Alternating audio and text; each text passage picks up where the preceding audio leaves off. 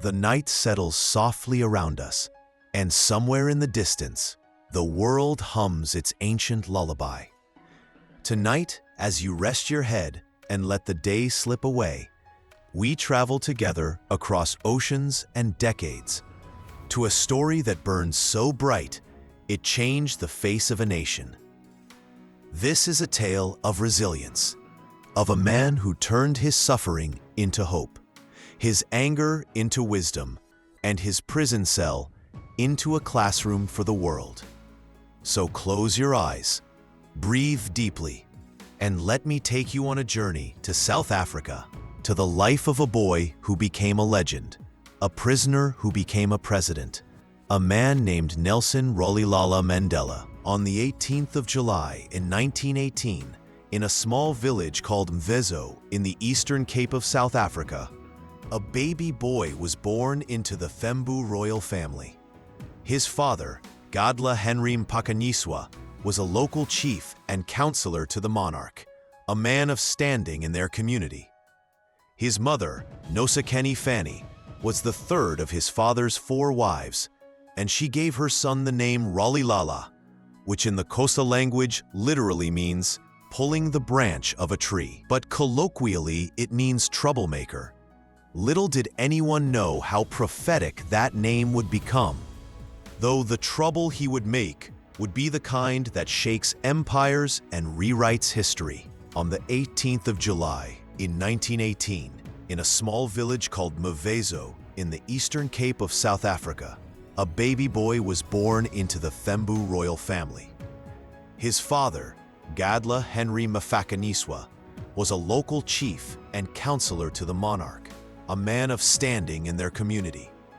His mother, Nosekeni Fanny, was the third of his father's 4 wives, and she gave her son the name Rolihlahla, which in the Xhosa language literally means pulling the branch of a tree, but colloquially it means troublemaker. Little did anyone know how prophetic that name would become, though the trouble he would make would be the kind that shakes empires and rewrites history. Smoke and earth, where cattle grazed and children played in the dust. Young Rolihlahla spent his early childhood here, living a simple life that revolved around cattle herding, stick fighting, and listening to the elders tell stories under the stars. But when he was still very young, his father lost his chieftainship after a dispute with the local British magistrate, and the family was forced to move to Kunu, a slightly larger village nearby. In Kunu, Rolihlahla's world expanded just a little. He helped his mother tend their crops of maize and beans. He swam in the streams. He learned to hunt with older boys, and he listened to the tales of his ancestors' valor and the battles they fought against colonial invaders. These stories planted seeds in his young mind, seeds that would later bloom into a fierce determination to see his people free. When Rolihlahla was 7 years old, he became the first person in his family to attend school.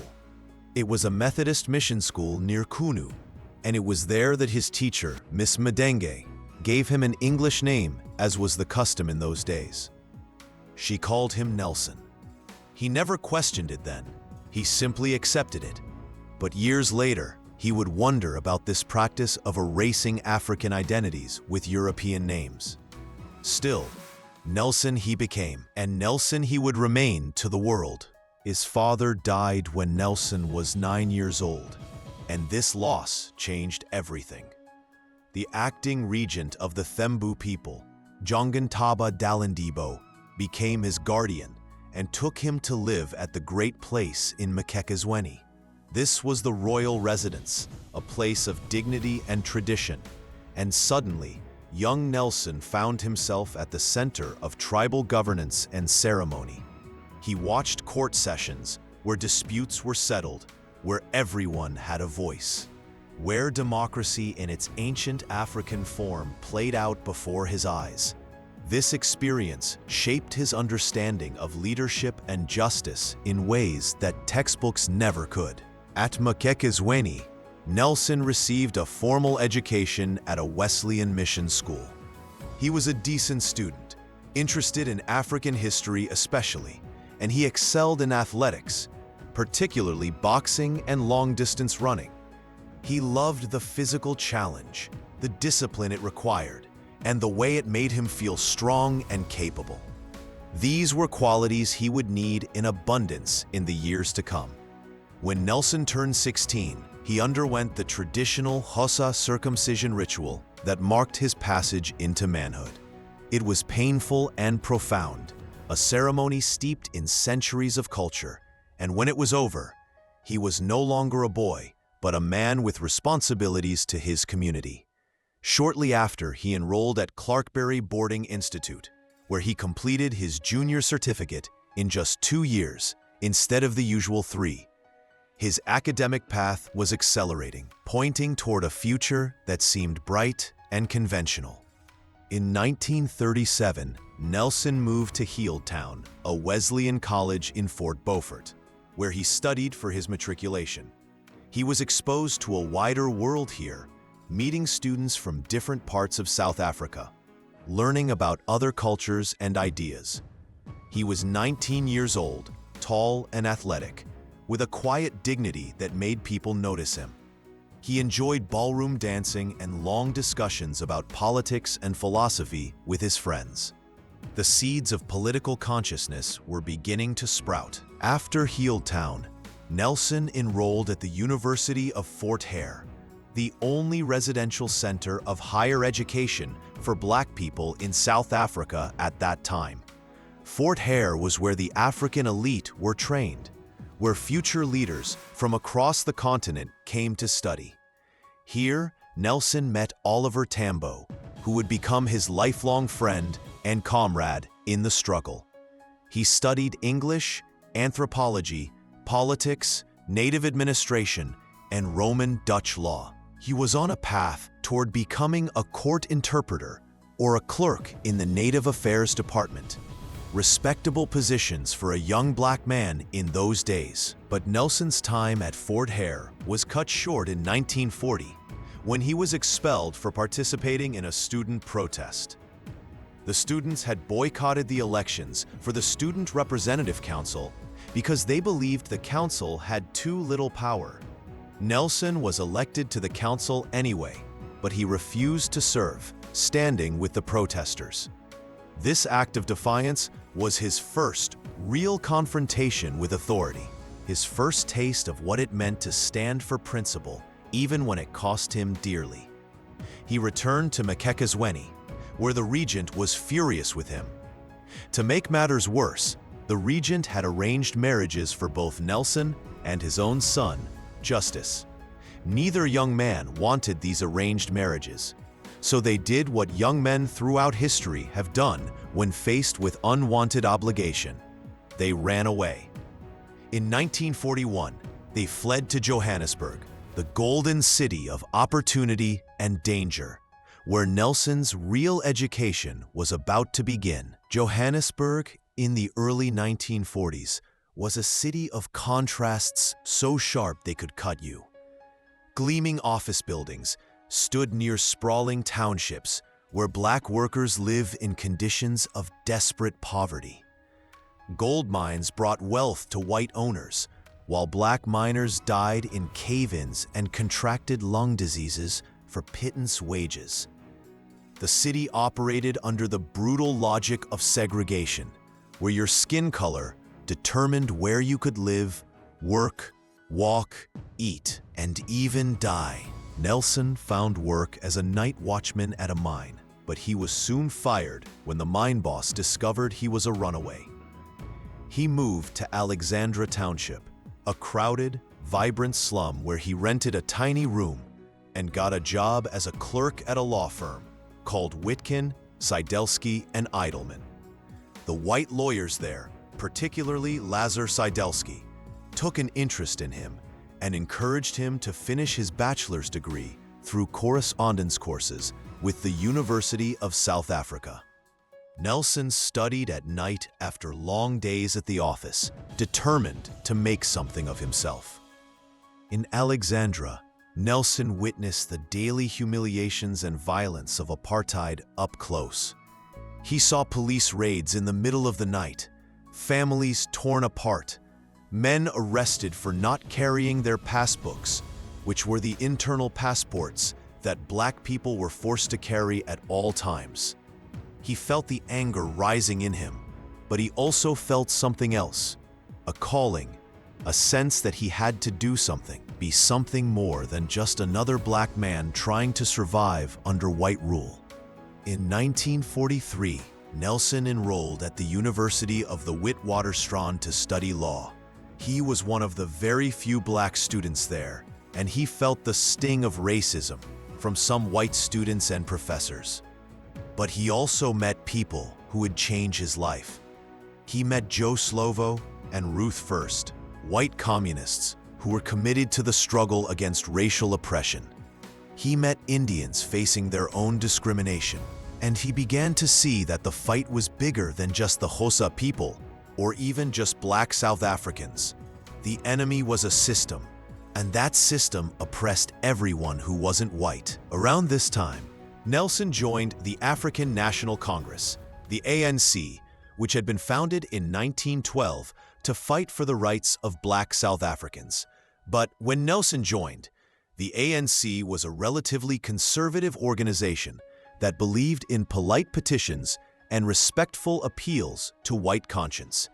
Nelson and his friends Oliver Tambo and Walter Sisulu believed the ANC needed to be more militant, more confrontational. In 1944, they formed the ANC Youth League with the goal of transforming the organization into a mass movement based on African nationalism. The Youth League was revolutionary in its thinking. They argued for boycotts, strikes, and civil disobedience. They rejected the notion that black people should wait patiently for white people to give them rights. They demanded freedom now, not someday. Nelson threw himself into this work with passion, organizing meetings, writing pamphlets, recruiting members. He was finding his voice, his purpose, his reason for being. In 1944, Nelson also got married to Evelyn Ntoko Mays, a nurse from the countryside.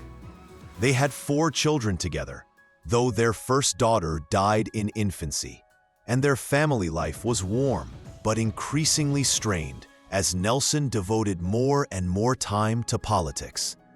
Evelyn was a devout Jehovah's Witness who wanted a quiet family life, while Nelson was becoming a revolutionary who was rarely home. The marriage would eventually collapse under the weight of these incompatible visions.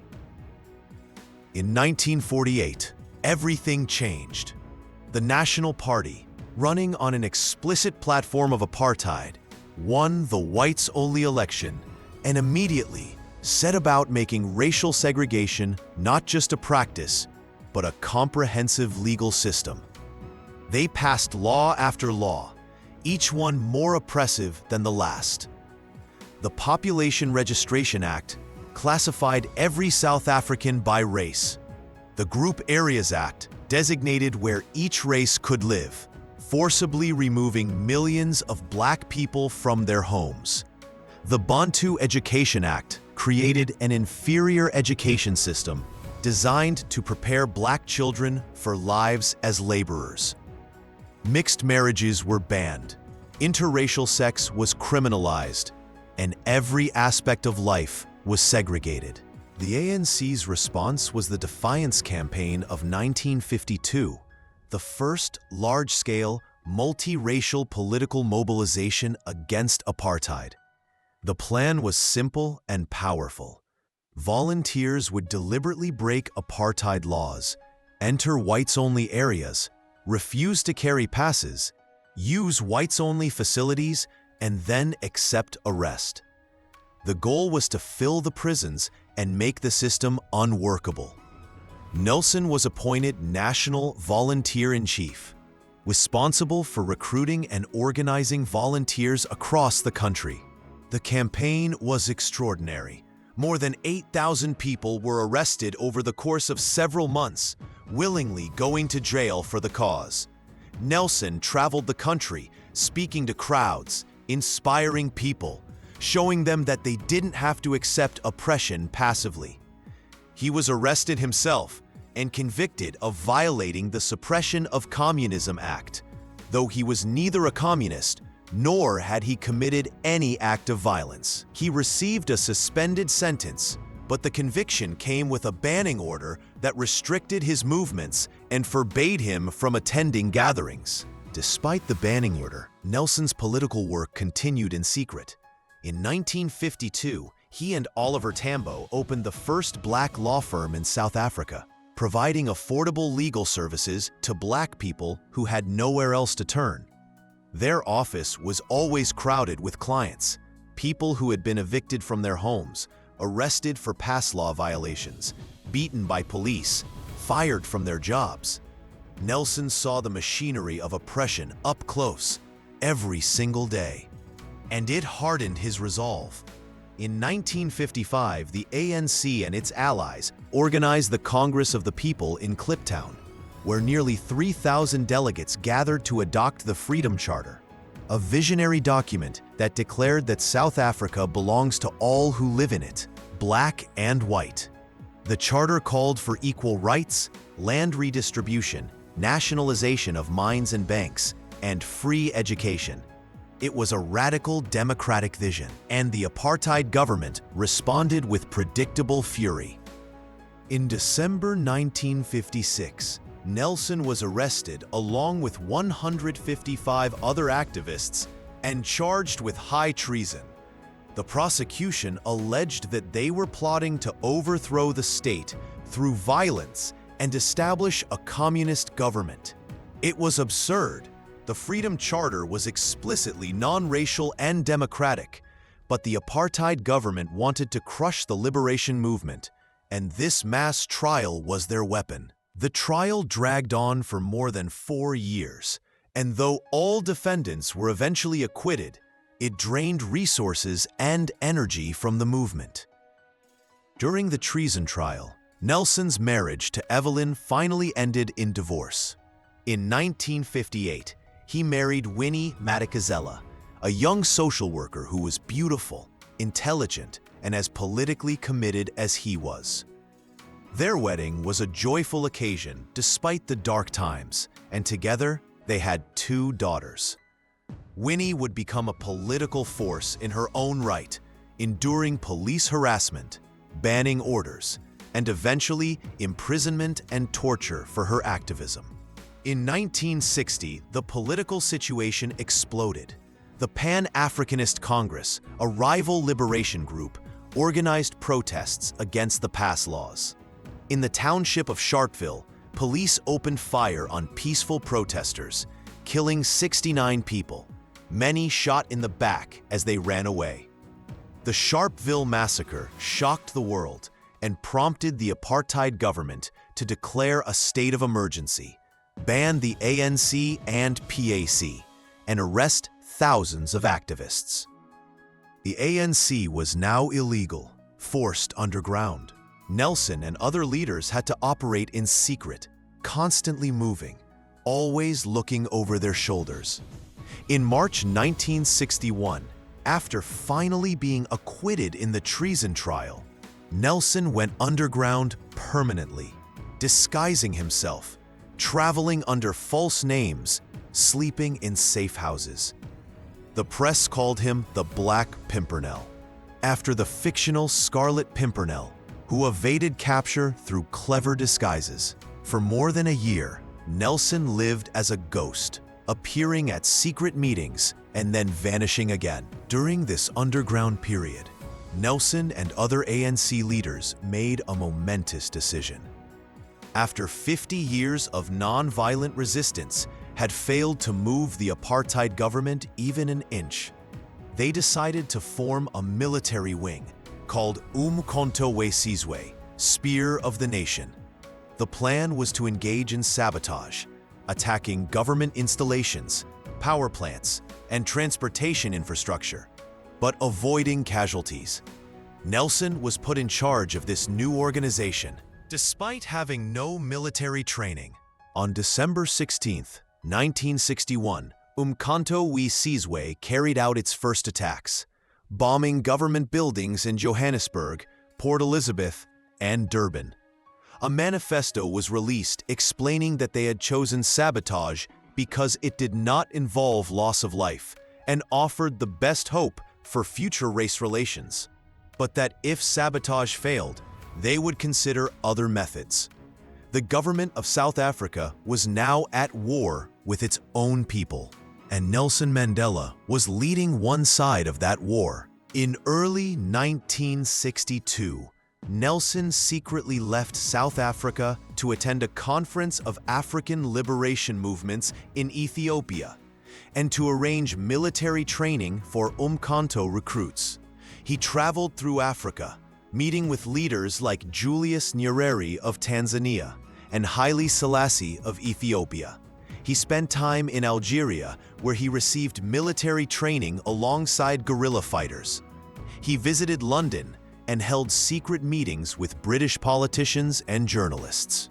For the first time in his life, he was treated as an equal by powerful people, not as an inferior because of his skin color. He saw what freedom looked like. But when Nelson returned to South Africa in July 1962, he was arrested within days. Many suspected betrayal, possibly with CIA involvement, though this has never been proven conclusively. He was charged with inciting workers to strike and leaving the country without a passport. At his trial, Nelson appeared in traditional Xhosa dress, a political statement about his identity and the legitimacy of African culture. He conducted his own defense and gave a powerful speech explaining why he had broken laws he considered unjust. He told the court that he was neither a communist nor a terrorist, but a patriot who loved his country and his people. He said he had been driven to break the law by a government that made it impossible for Black people to live with dignity. He was convicted and sentenced to 5 years in prison. He was sent to Pretoria local prison and later transferred to Robben Island, a bleak prison on a small island off the coast of Cape Town. But Nelson's imprisonment was just beginning. In July 1963, police raided Liliesleaf Farm in Rivonia, a secret ANC hideout, and arrested several top leaders. They also discovered documents detailing plans for guerrilla warfare. Nelson, already in prison, was brought back to court along with the others to face charges of sabotage and conspiracy to overthrow the government, crimes that carried the death penalty. The Rivonia trial, as it became known, began in October 1963 and was watched by the world. The defendants did not deny the charges. Instead, they used the trial as a platform to explain why they had taken up arms. On April 20th, 1964, Nelson gave his famous statement from the dock, a speech that lasted more than 4 hours and has since become one of the great political documents of the 20th century. He spoke about his childhood and education, about how he had come to join the ANC, about why they had formed Umkhonto we Sizwe.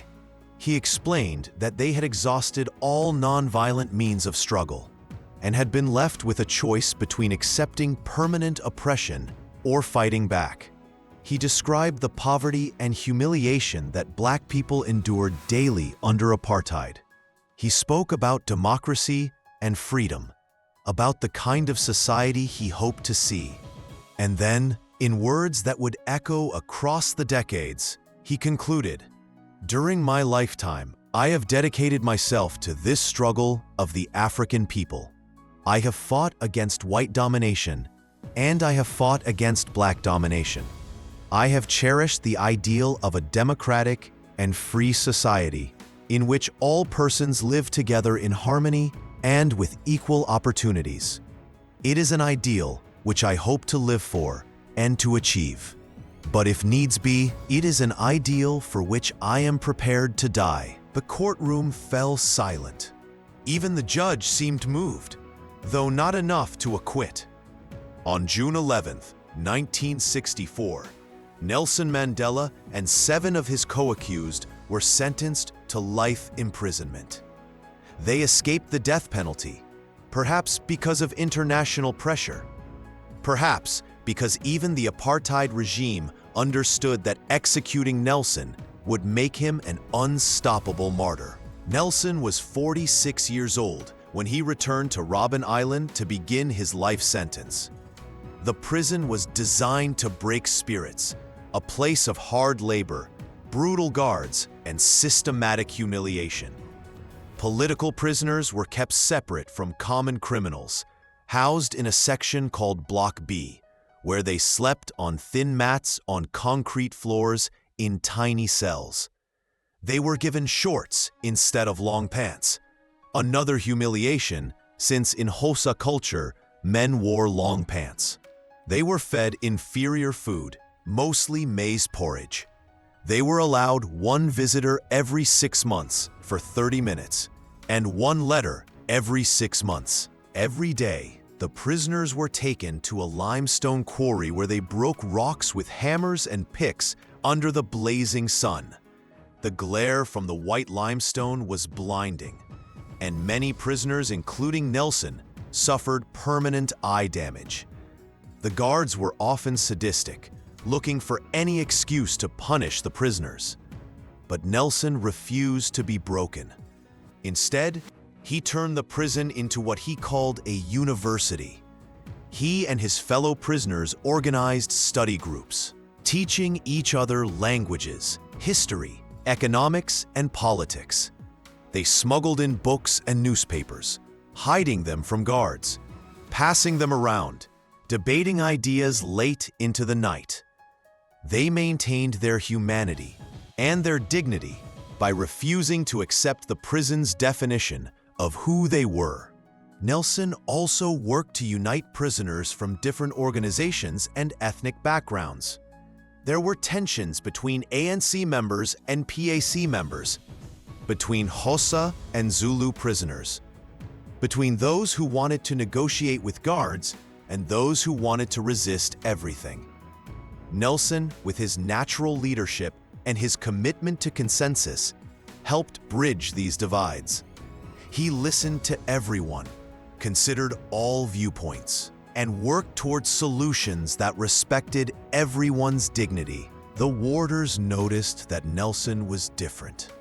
Even in prison, he commanded respect. He learned Afrikaans, the language of his oppressors, because he believed you should know your enemy. He studied Afrikaans history and poetry, and he would discuss it with the guards, surprising them with his knowledge. Gradually, some of the guards began to see him not as a terrorist, but as a man of principle. A few even became sympathetic to the cause, though they could never say so openly. Outside the prison, the struggle continued. The apartheid government became more brutal through the 1960s and 70s, crushing dissent with increasing violence. In 1976, students in Soweto protested against being forced to learn in Afrikaans, and police opened fire, killing hundreds of children. The images shocked the world, and international pressure on South Africa began to mount. Inside the prison, Nelson heard about these events through smuggled news. He felt helpless, trapped, unable to contribute to the struggle except through his symbolic resistance. But his imprisonment was itself a form of contribution. Every year he spent in jail made the injustice of apartheid more obvious. He became a symbol, a living martyr, a name that people around the world invoked when they called for justice. His family suffered terribly in his absence. Winnie was repeatedly arrested, tortured, and eventually banished to a small town in the Free State where she lived under constant police surveillance. His children grew up barely knowing their father.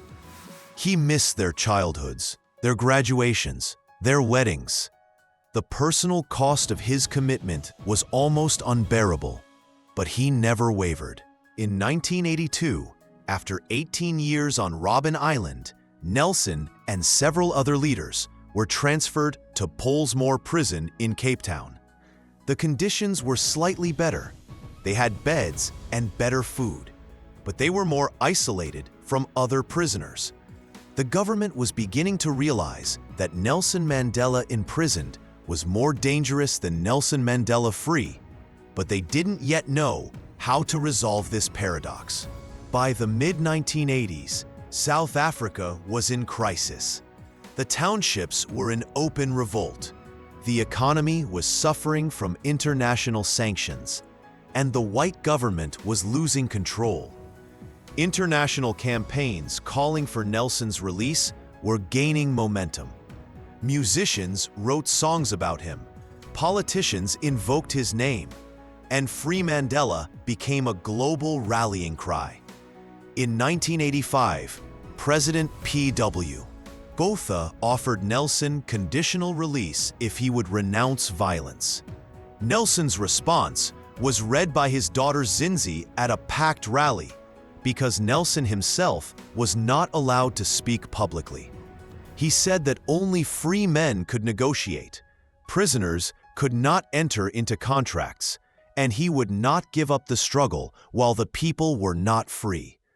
The crowd erupted in applause, and his defiance made him even more of a hero. Behind the scenes, however, something interesting was happening.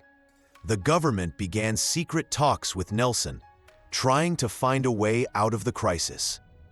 Nelson was moved to a cottage at Victor Verster Prison, where he lived alone with a cook and relative freedom. He had meetings with government ministers, intelligence officials, and eventually with Botha himself. These were exploratory talks, both sides testing whether negotiation was possible. Nelson understood that he was in a delicate position. He was negotiating without a mandate from the ANC, which was still banned and mostly in exile. Some of his comrades might see him as selling out, but he believed that talking was not surrendering, and that if there was any chance to end the bloodshed through negotiation, he had to try. In 1989, everything shifted. Botha suffered a stroke and was replaced by F.W. de Klerk, who recognized that apartheid was unsustainable.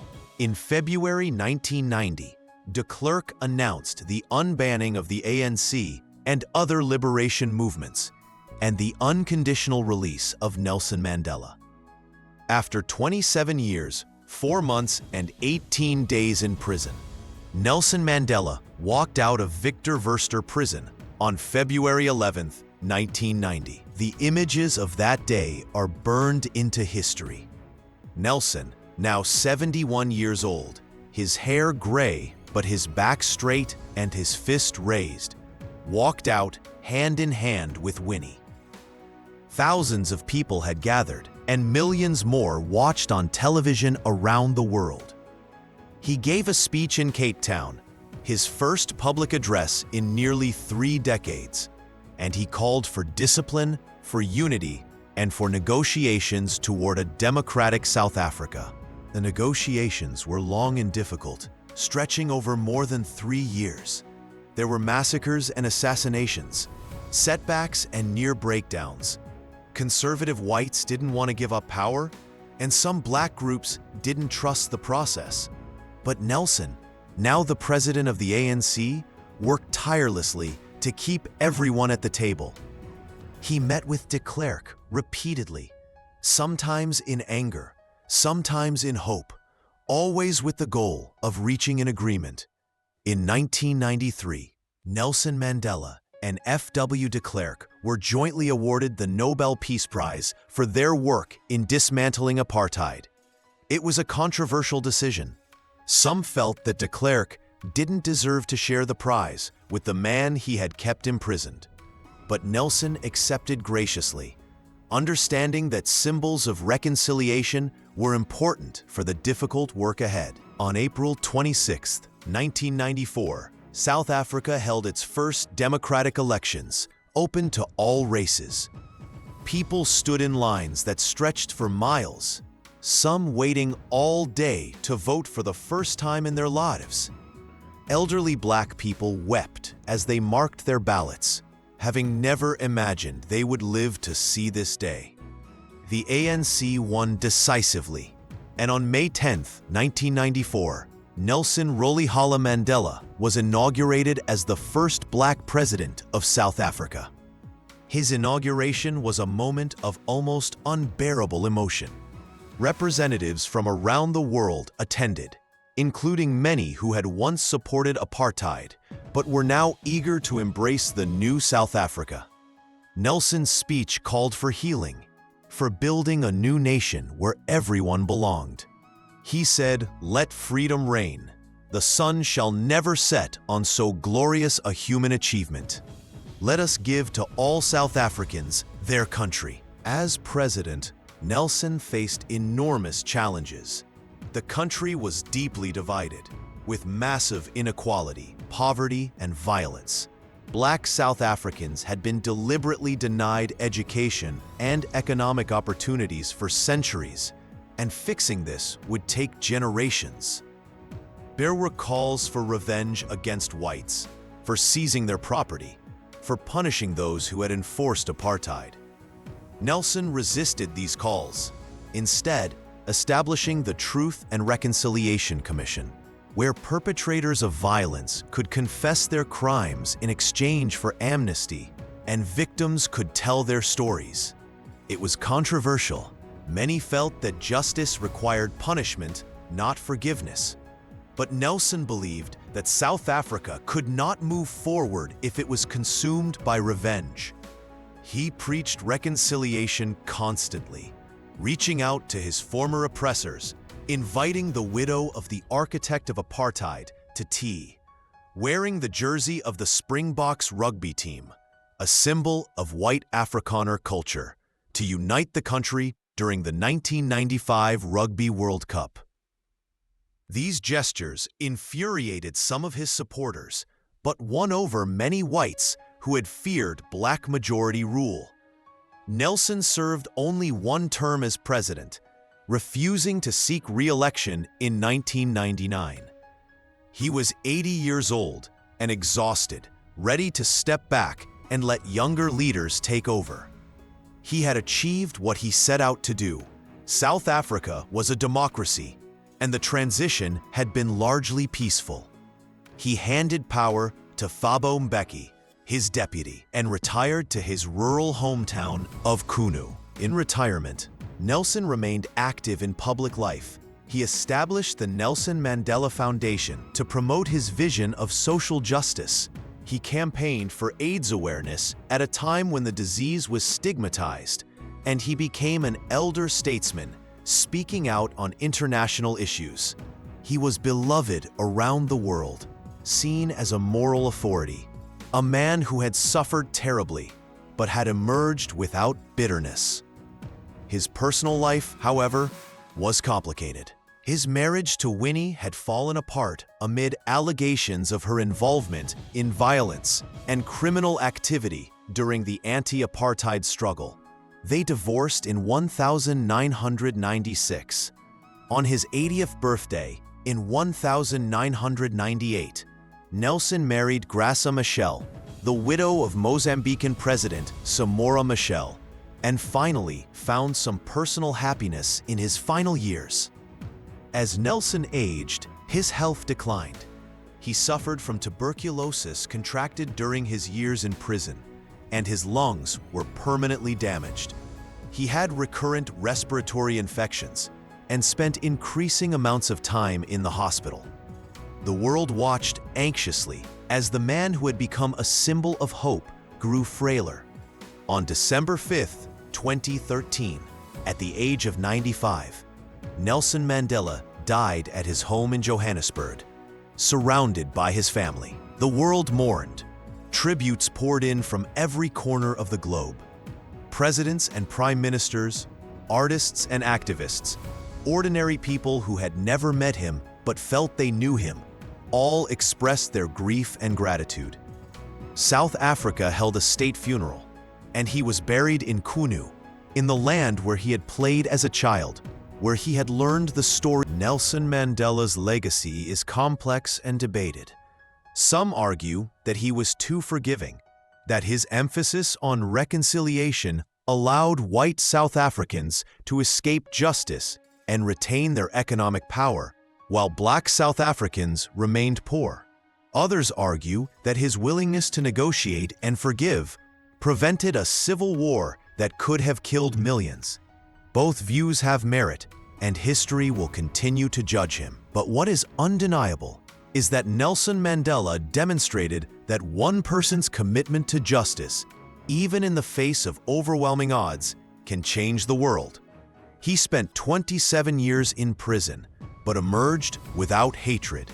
He fought against a system of racial oppression, but did not become a racial oppressor himself.